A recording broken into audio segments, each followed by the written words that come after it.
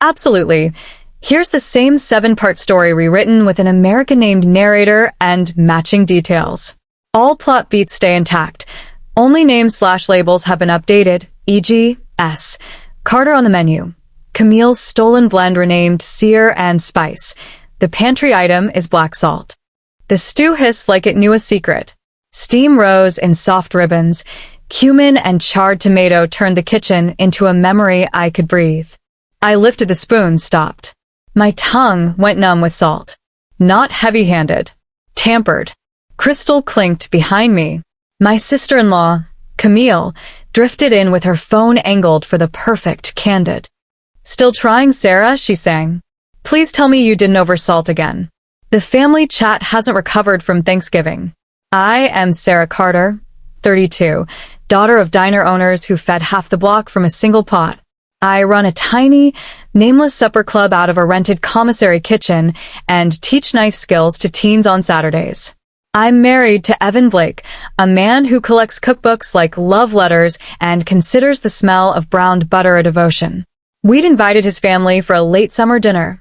Twinkle lights, linen napkins, the kind of menu that makes people slower. Blistered okra, saffron rice with currants, lamb braised to its better self. For weeks, Camille had been helping, which meant moving my ingredients, borrowing spices for content, and whispering to their mother that I was aspirational, not actual. I tasted again. Salt still shouted. I'd portioned seasoning into glass ramekins with little tamper strips I use for events. The strip on the salt had been lifted and pressed back down, just crooked enough for a cook to notice. "Family," Evan's mother, Blythe, trilled from the patio. "We're starving." Outside, fairy lights stitched the yard. Camille's tripod stood like a third cousin. I could pivot, add potatoes, dilute, pray. Or serve what I'd made and let the room taste the wrongness someone else wrote. We plated mezzi. Camille coughed delicately. "Oh," she said, bright with cruelty. "Spicy and salty. Sarah, you always go for it intense." Laughter, careful and mean. Blythe dabbed her lipstick. "Some palates are exuberant." Evan caught my eye, a question and a promise. "Be right back," he said, slipping inside. Camille leaned to her viewers. "Tonight's theme is humble home cooking. I'll show you how to rescue tricky dishes." I set down the ladle. My hands were steady. My grandma's voice threaded my spine. "Don't defend with volume. Defend with truth." Evan returned with a paper shopping bag, the kind high-end places use when they don't want you to know you've taken half the menu. He set it by his chair, lifted a glass. "For months," he said, "I've raved about the new spot in town, Juniper and Cole, the pomegranate lacquered lamb that made me believe in being alive twice." Nods around the table. "You and that place," Blythe said. "You're on a first-name basis with the hostess." "I am," he said. "And with the chef." He turned to me. "Sarah, can I?" I didn't breathe. Evan faced the table. "Meet the chef behind my favorite restaurant." He gestured like opening a curtain. "It's her." Silence. Then Camille laughed, sharp. "Oh, honey, we support your dreams, but that place doesn't let hobbyists in the kitchen." Evan pulled out a leather menu, embossed with Juniper and Cole's mark. He opened to the first page. Under Chef de Cuisine, S. Carter. Blythe blinked. Camille's phone tilted. The fairy lights hummed. I tasted salt and something sweeter. My secret life, stepping into the light. Evan set another item on the table. A small jar from my pantry, a tamper strip broken and crooked. He looked at Camille. "And before we eat," he said softly, "we're going to talk about what someone did to the stew." I grew up behind a diner counter that doubled as a confessional. My folks, Alan and Pat Carter, ran the Bluebird Diner, where the griddle never cooled. People came for coffee and left with a bowl. Mom taught me browning onions is a kind of prayer. Dad taught me to count change faster than excuses. At 7, I could thread saffron without making the rice weep. At 16, I ran a Saturday burger special that paid for my first proper knife. I majored in marketing because it sounded like a bridge. On weekends, I staged in kitchens that smelled like heat and hierarchy. Chefs taught me to season with my eyes closed and my heart open. One-line cook taught me kitchens can also break you if you let them. I met Evan at a pop-up in a borrowed gallery that still smelled like paint. He ordered seconds of everything, then wiped his plate with bread like an altar boy. "What's in the lamb?" he asked. "Besides God." I smiled. Licorice root, pomegranate molasses that took its time, a little black lime. He looked like I'd told him a secret that tasted like home. His family arrived later with cocktails and established opinions. Blythe curates a life like a shelf. White, symmetrical, expensive. Camille was charming and glacial, a lifestyle influencer who said things like elevated leftovers. The first time I cooked for them, Camille posted trying my brother's girlfriend's spicy. Something with the caption, "We survived grinning face with sweat." The comments were kind to her and carnivorous to me. Mistreatment arrived as care. "You don't need to do all this," Blythe would say, taking the spoon. Translation: "Your food is a risk I don't like." "Maybe use less garlic," Camille chirped. She'd bring clean desserts, almond flour and moral superiority. Pre-sliced to leave crumbs like confetti announcing status. Evan tried to be a bridge. He told them about my Wednesday supper club, the booking list that sold out in minutes. "I'm so glad you have a hobby," Blythe said. The word felt like a pit I swallowed whole. Then Camille rebranded as a food person. "Let's collab on a sauce line," she said. "We'll use your blends. I'll handle visuals, you handle kitchen-wise stuff." When I asked about royalties, she sent a laughing emoji. "Your family, we both rise." When I said no, the subtleties sharpened.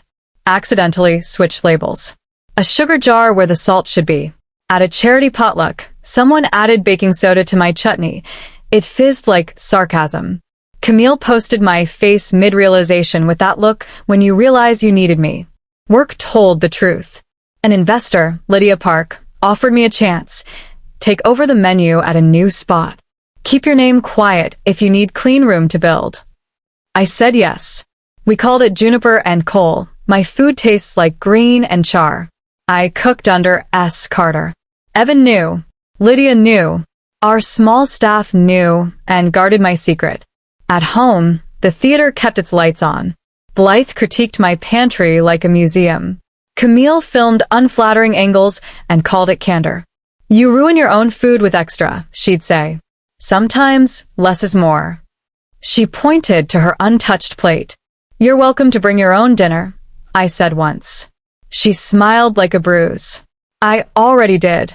2 weeks before family dinner, a burner left a 1-star review at Juniper and Coal. Oversalted. Heavy-handed. Tastes like someone trying to prove she can cook. The phrasing was familiar. Lydia traced the IP to Camille's condo. When pettiness becomes a pattern, you take fingerprints. I documented everything. Photos of sealed jars, tamper tape, screenshots of Camille's subtweets. Some cooked to nurture, some to perform. A spreadsheet of coincidences. Wiped salt spoons, mislabeled spice tins, a simmering stock suddenly sweet. Then the money wound.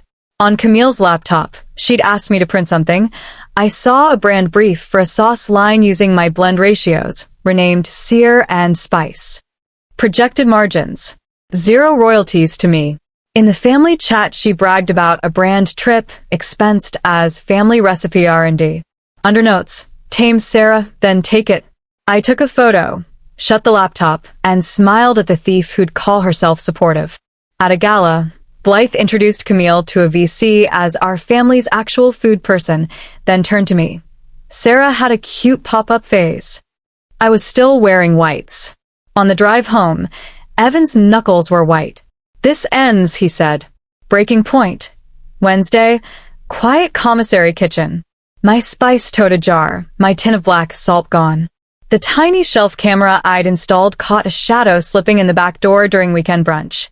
Blonde hair. Swingy bag. Camille. She left 5 minutes later, purse a pendulum. I watched the footage twice. Then put my head on the cutting board and let myself be the kind of angry that doesn't need company. I looped in Lydia. "We'll handle the review," she said, already emailing PR. "Police or poetry?" "I'm a chef," I said. Both. Plan. Use their favorite ingredients, attention, access, arrogance against them. Host a family and friends tasting at our house the night before Juniper and Cole's seasonal reveal. I'd cook like always, but every jar would be sealed, every spoon labeled, every dish time-stamped. Invite Lydia as a guest and Marcus Hale, brand lawyer neighbor. Camille would come if a camera might see her. Blythe would come to supervise optics. Evan would be the face, safe, male, impossible to dismiss without showing teeth. They'll say I'm performing, he warned. Then we'll give them a better performance, I said. I wrote a simple house tasting agreement. NDA, no filming, no sharing, no reproducing recipes. Damages if broken. I prepped like a surgeon. Labels, jars, backup pots. Changed the Wi-Fi password. Set a GoPro above the stove. Tucked a food-safe dye dot under my salt lid. White to fuchsia on contact with moisture. My quiet tripwire. An hour before guests, a courier dropped a box from Camille's P.O. box. 3 bottles labeled Sear and Spice. Signature blend. Ingredients matched my blend to the comma. Sticky note. Let me save tonight. We staged the house like theater. The NDA at the door with smooth pens. Place cards.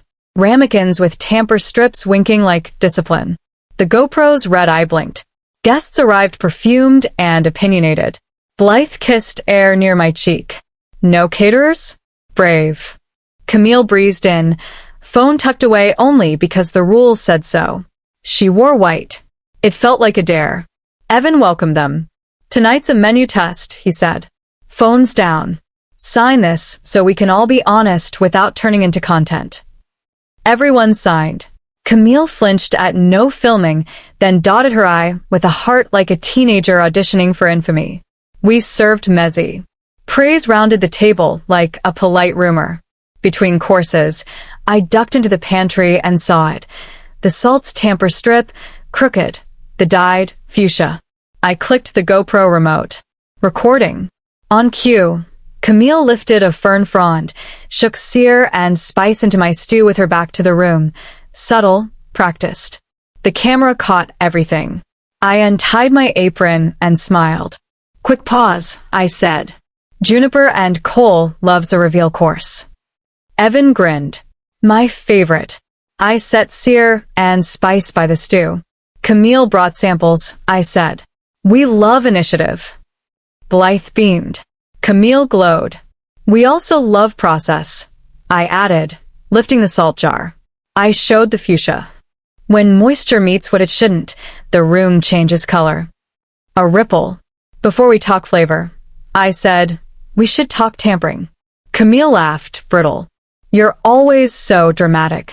Evan slid a leather menu from his bag, open to S. Carter. One more reveal, he said, voice edged. Juniper and Cole's chef de cuisine is my wife. Blythe stared. Camille's smile cracked. Hi, I said. Lydia set down her glass. I'm Lydia Park, managing partner at Juniper and Cole. She lifted the NDA copy. Our neighbor Marcus Hale is here, too. Marcus lifted a hand. I clicked the remote. The TV lit with footage. Camille dusting my stew. Silence lowered. I was trying to help, she said, small. Sarah always oversalts. A pinch of my blend. Collaboration. No, I said. You sign papers, then you help. Papers. Blythe asked. Recipes, supply chain, brand IP, Lydia said. We notarized Sarah's blends 6 months ago. Your Sear and Spice mirrors hers to the comma. That's not a caption problem. That's a lawyer problem. Evan placed sealed, time-stamped recipe cards on the table. Marcus slid a cease and desist across with the calm of a man who makes rooms honest. I opened the oven and brought out my backup pot, sealed, unbothered, untouched. Now, I said, ladle steady, let's taste what it's supposed to be. The room filled with pomegranate velvet. Spoons dipped. Silence softened into awe. Blythe took a second spoonful. Her eyes shone. It tastes like my grandmother's kitchen, she whispered, the first honest sentence she'd said about food. Camille stared at her bowl, calculating angles, exits. You're making me look like a villain, she said. We're family.